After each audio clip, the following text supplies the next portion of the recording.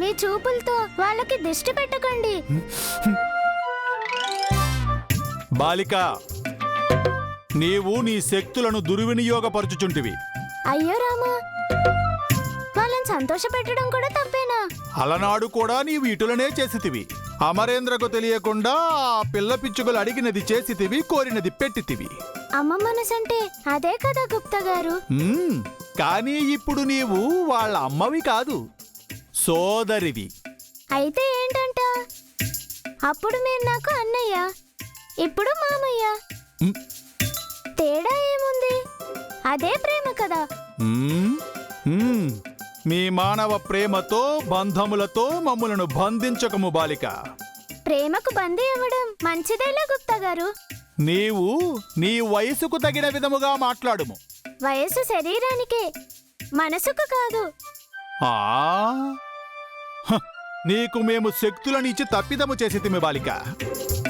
మాకీ బంధనం ఇంకెన్నాళ్ళో ఏమిటో.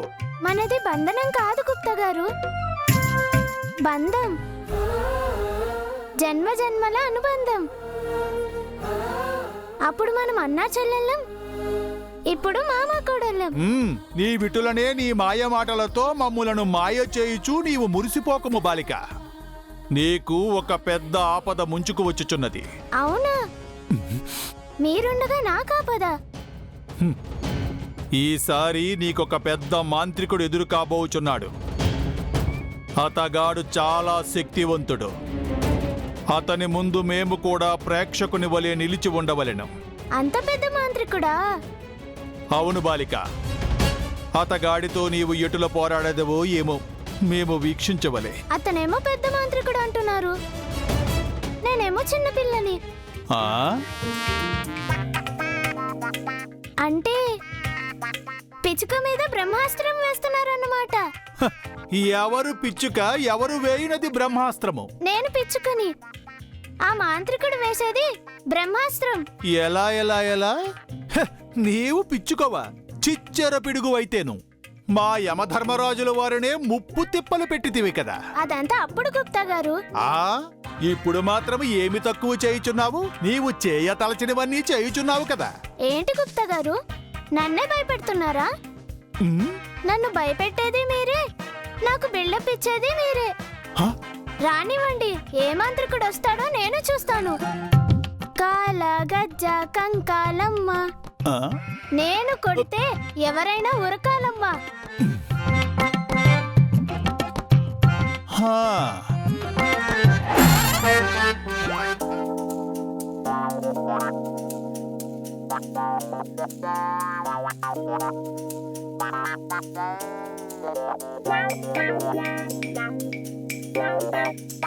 అబ్బా మిసమ్మా, అక్కడేం జరిగుండదు. నువ్వు అనవసరంగా హట్ అయ్యి బొంగమూతి పెట్టుకోకు. అక్కడేం జరగలేదని నీకు తెలుసా రాతోడ్? సారు వాళ్ళని మనం ఫాలో చేశాం కదా మిసమ్మా. దూరం దూరం నుంచి ఫాలో చేశాం, దగ్గరికి వెళ్ళి వాళ్ళు ఏం మాట్లాడుకుంటున్నారు వినలేదు కదా. సారు మనోహర్ని బయటికి తీసుకెళ్ళింది కూపీలాగి ఆరా తీయడానికి మిస్సమ్మా, అంతేకాని మీరు భయపడుతున్నట్టు ఏమీ జరిగుండదు. ఏమో రాతోడ్, అసలే ఆయన గతం మర్చిపోయారు. ఈ మాయదారి మనోహరి ఆయనకి మాయమాటలు చెప్పి వశం చేసుకుంటుందేమో అని భయంగా ఉంది నాకు. సారు మరీ అంత వీక్ మైండెడ్ కాదు మిస్సమ్మా. చూస్తూ ఉండు, సారు వచ్చాక మీకే తెలుస్తుంది.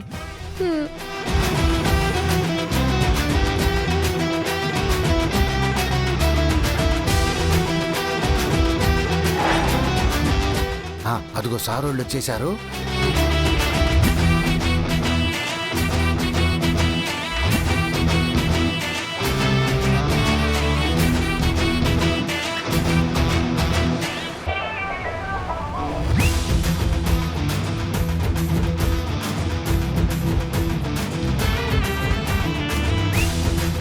అమర్, నేను ఇంకోసారి నీతో బయటికి రానమ్మర్.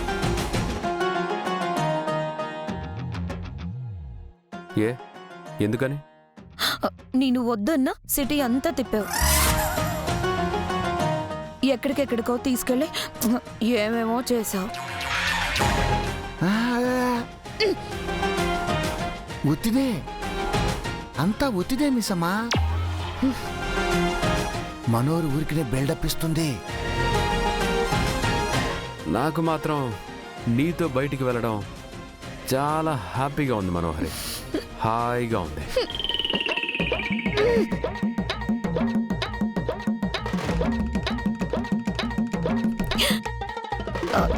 నువ్వు ఎంజాయ్ చేసావని నాకు తెలుసా మరి.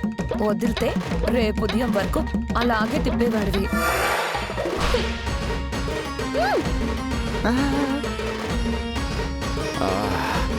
మనోహరి, రేపు కూడా మనం అవుటింగ్ కదా? అమ్మో, నా వల్ల కాదమ్మా. నేను బాగా టైర్డ్ అయ్యాను, రెస్ట్ తీసుకోవాలి. మనోహరి, అలా అంటే కుదరదు. రేపు కూడా నువ్వు నాతో రావాలి. సర్లే, రేపు చూద్దాం. ఇప్పుడు నన్ను వదిలే.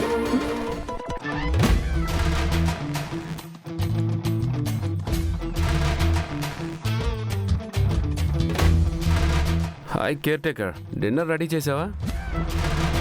చేశాను సార్, అందుకేగా నేనున్నాను.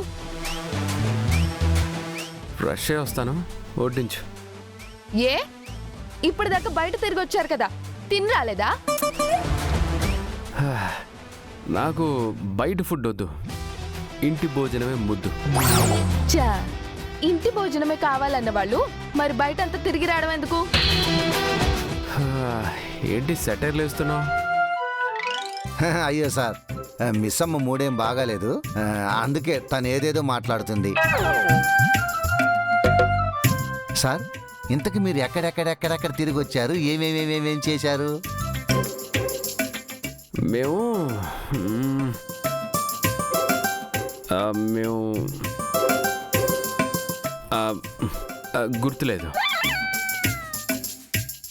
మర్చిపోయాను. ఇద్దరు కలిసి బాగా ఎంజాయ్ చేసి వచ్చారు కదా, అప్పుడే మర్చిపోయారా? హలో, మా విషయాలు మీకెందుకు? అవునులే, మీ విషయాలు నాకెందుకు, అలాగే మీ భోజనం కూడా నాకెందుకు. మనోహరిని పిలిచి వడ్డించుకొని తినండి బాగా.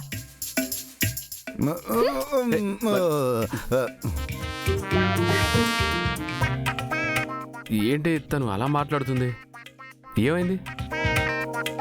ఇట్రా రాథోడ్, పొసెసివ్నెస్సా? అంతే అయి ఉంటుంది సార్. నేనెవరితోనో బయటికి వెళ్తే తనకెందుకయ్యా పొసెసివ్నెస్? తనకేంటి సంబంధం? ఏమో సార్, నాకు తెలియదు. ఇంకెందుకయ్యా? నేను పొసెసివ్ అంటే అవునన్నా? అసలు పొసెసివ్ అంటే అర్థం ఏంటి సార్? రాథోడ్, అది కూడా తెలీదా? డ్రైవర్ని కదా సార్, పెద్ద పెద్ద ఇంగ్లీష్ పదాలు నాకు అర్థం కావు. సరే సరే, పిల్లలు భోంచేశారా? తిన్నారు సార్. మిస్ అమ్మ తిందా? ఇంకేం తింటుంది, తినలేదు. ఏంటి రాథోడ్? ఏం లేదు సార్, మీరు ఫ్రెష్ అయ్యి డిన్నర్ చేసి పడుకోండి సార్.